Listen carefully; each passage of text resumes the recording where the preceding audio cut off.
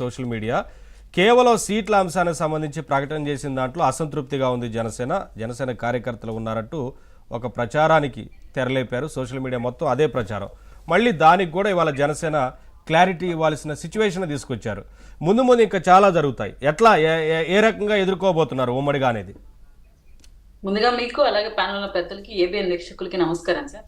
ముందుగా వాళ్ళ ప్రశ్నలకి ఇంపాక్ట్ ఉంటది, ఆ ఇంపాక్ట్ ప్రజల్లో నుంచి వచ్చింది అనే భ్రమలో నుంచి మనం బయటకు రావాలి. వాళ్ళైతే ట్రాప్ లో మనం పడకూడదు అనేది నా అభిప్రాయం సార్.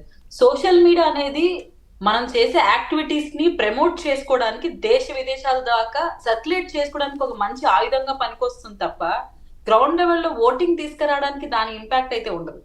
గ్రౌండ్ లెవెల్లో నాయకుల పరిపాలన ఎలా ఉంది, ప్రభుత్వ పరిపాలన ఎలా ఉంది, ప్రభుత్వ పరిపాలనని ప్రజలు యాక్సెప్ట్ చేస్తున్నారా, నిజంగా ఇచ్చిన హామీలను ఇంప్లిమెంట్ చేశారా, తద్వారా ప్రజల్ని చేరుకునే ధైర్యం వాళ్ళకుందా, ఈ కాన్సెప్ట్ మీదే ఓటర్ ఆధారపడతారు. కానీ వాళ్ళు ఎవరితో పొత్తులు పెట్టుకుంటున్నారు, వాళ్ళు ఎవరెవరితో కలిసి వస్తున్నారు, ఎవరెవరు ముందు సీట్లు ప్రకటిస్తున్నారు, ఆ పొత్తు మధ్య సఖ్యత ఉందా లేదా, అట్లయితే జగన్మోహన్ రెడ్డి గారి కుటుంబ వ్యవస్థని, జగన్మోహన్ రెడ్డి గారి రాజకీయ జీవితాన్ని, జగన్మోహన్ రెడ్డి గారి కుటుంబంలో ఉన్న హత్య రాజకీయాల గురించి మాట్లాడుతూ పోతే, మనం సోషల్ మీడియా ద్వారా ట్రోల్ చేస్తే అసలు వీళ్ళు బయటకు రాగలుగుతారా సార్?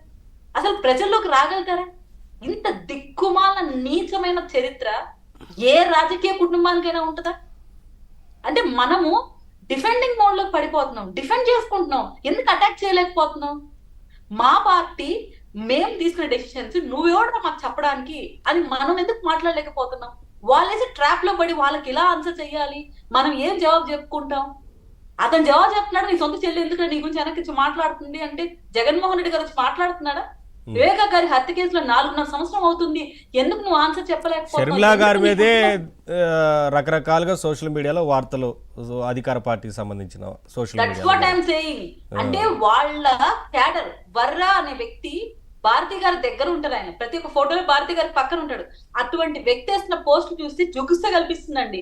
ఆమె అసలు షర్మిలా గారు రాజశేఖర రెడ్డి గారికి పుట్టలేదని, విజయమ్మ గారితో ఎవరికి పుట్టారో మాకు తెలియదని అంత అసహ్యకరంగా అతను రాసిన ట్వీట్లు చెప్పడానికి మాకే అసహ్యం వేస్తుంది.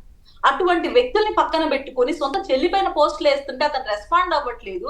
అసలు తన చెల్లి అడుగుతున్న క్వశ్చన్లకు ఆన్సర్ చేయకుండా నిమ్మకు నెత్తి కూర్చో ఉన్నాడు. చెప్పడానికి అతని మీద జవాబు లేదు. సొంత చెల్లి ఈ రోజు వ్యతిరేకిస్తుంది, సొంత అమ్మాయిని వ్యతిరేకించి ఇతర రాష్ట్రాలకు వెళ్ళిపోయింది. ఇంకొక చెల్లి నువ్వు ఉండగా సీఎం నిన్ను నమ్మకుండా ఇతర కోర్టులని, ఇతర రాష్ట్రాలను సహాయం అడుగుతోంది. వీటన్నిటికి జగన్మోహన్ రెడ్డి గారి క్యారెక్టర్ ఆన్సర్ ఉందా? అసలు నీ ప్రభుత్వంలో, నీ శాఖల్లో పనిచేసిన మంత్రులు ఒక్కరన్నా ఈ రోజుల్లో వాళ్ళకి సంబంధించిన శాఖ మీద మాట్లాడుతున్నారా? ఈయన అంబటి మాట్లాడుతున్నాడు, అంబటి వేసిన ట్వీట్లు మీరు చూస్తున్నారా? పిల్ల నిబ్బాలు, జస్ట్ ఏ డిగ్రీ చదివే పిల్లలు కూడా వేరే మాట్లాడే ట్వీట్స్. అసలు ఇరిగేషన్ శాఖ మీద ఒక్క రోజున ప్రెస్ మీట్ పెట్టడా? సినిమాకి వచ్చే కలెక్షన్ల మీద ప్రెస్ మీట్ పెట్టే వాళ్ళ పార్టీ అది. అటువంటి నాయకుడు నడిపిస్తున్న నాయకుడు ఉన్నాడు అక్కడ. అతనికన్నా ఎక్కువ నాలెడ్జిబుల్ ఉన్న వ్యక్తి సజ్జల గారు. ఆయన ఇన్స్ట్రక్షన్స్ మీద ఆయనే సీఎం గా వర్కౌట్ చేస్తే ఇక్కడ పని జరుగుతుంటే ఓటమి భయంతో 100 అలిగేషన్లు 100 మాటలు మాట్లాడతారు సార్. మేకపోతే గంభీరం ప్రదర్శిస్తారు. ఈ డైవర్షన్ పాలిటిక్స్ లో భాగంగా టీడీపీ జనసేన పొత్తు మీద మాట్లాడతారు. గతంలో పొత్తు అంశమే చెప్పలేదన్నారు, పొత్తులతో కలిసి రావాలని ధైర్యం లేదు, వాళ్ళు ప్రకటించరన్నారు, ప్రకటిస్తే ఏడుస్తున్నారు, వారాహి రాదన్నారు, పాదయాత్ర చేయలేరని చెప్పారు లోకేష్ గారు. అన్ని అయిపోతున్నాయి. వాళ్ళు పెట్టిన ప్రతి అలిగేషన్ మనం సక్సెస్ఫుల్ గా కంప్లీట్ చేసుకుంటూ బయటకు వస్తున్నాం. మేము పాదయాత్ర కంప్లీట్ చేశారు లోకేష్ గారు, వారాహి యాత్రతో పవన్ కళ్యాణ్ గారు ప్రజల్లోకి వచ్చారు, పొత్తుల అంశం క్లారిటీగా ఇచ్చారు. రాబో రోజులు సీట్ల ప్రకటన జరగబోతోంది, విజయం సాధించబోతున్నాం. మనకు పాజిటివ్ వేలో ఉండకుండా వాళ్ళు అడిగేదానికి మనం ఆన్సర్ చేయాలి, వాళ్ళు డిఫెండ్ మోడ్ లోకి వెళ్ళిపోతాం, అటాక్ చేద్దాం. నువ్వు ముందు బయటకు వచ్చి నీ తమ్ముడు హత్య ఎదుర్కొంటున్నాడు ఆరోపణలు, దానికి వాడిని పట్టించు. ఎందుకు వ్యవస్థను మేనేజ్ చేసి నీ తమ్ముడిని కాపాడుకుంటున్నావు? 4 సంవత్సరం అవుతున్నావు, నీ బాబాయ్కి ఎందుకు న్యాయం చేయలేకపోతున్నావు? కోడికత్తి డ్రామా ఆడి ఇన్ని రోజులు అవుతుంది, ఎందుకు సీనుకి ఇంకా తప్పు చేసి శిక్ష ఎందుకు పడలేదు? తప్పు చేయకపోతే నువ్వు ఎందుకు కోర్టుకు హాజరు కాలేకపోతున్నావు? అసలు రాష్ట్రంలో అభివృద్ధి ఎక్కడుంది? అప్పులు తప్ప. వీటి మీద ఒక ప్రెస్ మీట్ పెట్టడానికో లేదు, వీటి మీద ఒక డిబేట్ కి పవన్ కళ్యాణ్ గారితో కరెక్ట్ అండి. ఇప్పుడు కీర్తన గారు మీరు అన్నది కరెక్టే. ప్రతిదానికి సమాధానం చెప్పుకుంటూ పోవాలా అంటే ఎస్, మీ పని మీరు చేసుకుంటూ వెళ్తున్నారు. ఆ తర్వాత ప్రభుత్వం వ్యవహరిస్తున్న తీరు గురించి ప్రజలకు వివరిస్తున్నారు, ప్రభుత్వం అవలంబిస్తున్న మొత్తం అన్ని విషయాల గురించి మీరు ప్రజలకు వివరిస్తున్నారు. కానీ మీ మీద సోషల్ మీడియాలో ఈ రకమైన చర్చకు వైసీపీ తెరదీస్తే గనక రేపటి రోజున ప్రజల్లోకి ఎంతో కొంత వెళ్లేందుకు అవకాశం ఉంటుంది కదా. ఆ విషయాన్ని కూడా మీరు క్లారిటీ ఇచ్చుకుంటూ బ్యాలెన్స్ చేయాలి మరి, లేదంటే ఎన్నికల ముందు ఇబ్బందులే కదా. మీకు సోషల్ మీడియాలో ఉండే అకౌంట్స్ ఏవి కూడా స్వచ్ఛందంగా మాలాంటి వాళ్ళు మెయింటైన్ చేస్తున్న అకౌంట్లు కాదు. నలుగురు పేటిఎం కార్యకర్తలు కూర్చొని 5 రూపాయలు పేటిఎం వేస్తే దాని భార్గవ రెడ్డి గారి మెయింటెనెన్స్ లో యూట్యూబ్ ఛానల్ ని కొనేసేసి ఈ ఫేక్ సర్వేలు, ఫేక్ అకౌంట్స్ తో ఫ్యాన్ వార్స్ జరుపుకుంటూ ఫేక్ ప్రొఫైల్ ఐడీలు పెట్టి, ఫేక్ ప్రొఫైల్ ఫోటోస్ పెట్టి మెయింటైన్ చేస్తున్న అకౌంట్స్. వీటి ఇంపాక్ట్ కన్నా వాస్తవ రూపంలో నేను పడుతున్న ఆవేదన, సగటు ఓటర్ పడుతున్న ఆవేదనే రిప్రజెంట్ చేస్తుంది ఓట్ని. ఇప్పుడు నా ఇంటికి వచ్చే పెన్షన్ టైంకి అందకపోయినా, నాకు వచ్చే సరుకులు నిత్యావసర వస్తువులు రేట్లు పెరిగినా, నా బిడ్డలకు ఉద్యోగాలు లేకపోయినా నేను బాధపడతాను. నా భర్త మద్యానికి బానిస ఇబ్బంది పడితే నేను బాధపడతాను.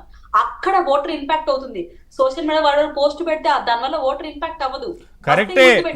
మేము కాదండి, మేము అదే అలర్ట్ చేస్తున్నాం పార్టీలకి. ఏంటంటే ఇప్పుడు మీరు మీ పనిలో ఉన్నారు, సందట్లో సడే మీ అన్నట్లుగా ఓట్ల అవకతవకలు, దొంగ ఓట్ల చేరికలు ఇవన్నీ చూశారు. సరే, గ్రాడ్యుయేట్ ఎమ్మెల్సీ ఎన్నికల్లో కూడా 6వ తరగతి, 7వ తరగతి, 10వ తరగతి చదివిన వారికి కూడా గ్రాడ్యుయేట్ ఎమ్మెల్సీ ఎన్నికల్లో ఓటేసేలాగా ఓట్లు క్రియేట్ చేశారు. అంటే తారా స్థాయికి వెళ్ళిపోయింది వాళ్ళ అవకతవకలు ఇలాంటివన్నీ జరుగుతూ ఉంటాయనేది. ఒక విషయం సార్, నిజంగా జగన్మోహన్ రెడ్డి గారు తెలివిమంతుడైతే నేను ఒకే ఒక ఓపెన్ ఛాలెంజ్ చేస్తా. సిబిఎన్ గారిని, పవన్ కళ్యాణ్ గారితో ఒక్క డిబేట్ కూర్చోమని చెప్పండి. జగన్మోహన్ రెడ్డి గారిని ఓపెన్ ఛాలెంజ్ చేస్తున్నాను ఏబిఎన్ సాక్షిగా, ఒక్క డిబేట్ కి. వారితో డిబేట్ కాదండి, ఏబిఎన్ ఛానల్లోకి రమ్మనండి, ఒక్క డిబేట్ పెట్టమా, ఆయన ఒక్కని రమ్మనండి, మేము ప్రశ్నిస్తాం, మేము అడుగుతాం కదా. వాళ్ళ క్యాడర్ లో ఎవరికి ధైర్యం లేదు ఈ దొంగపాటి రాజకీయాలు. అక్కడ దాకేందుకు ఒక ప్రెస్ మీట్ పెట్టమనండి, విలేకరులు అడుగుతారు కదా రాష్ట్రంలో జరుగుతున్న విషయాల గురించి. ఎప్పుడన్నా పెట్టారా అసలు ముఖ్యమంత్రి ఒక ప్రెస్ మీట్?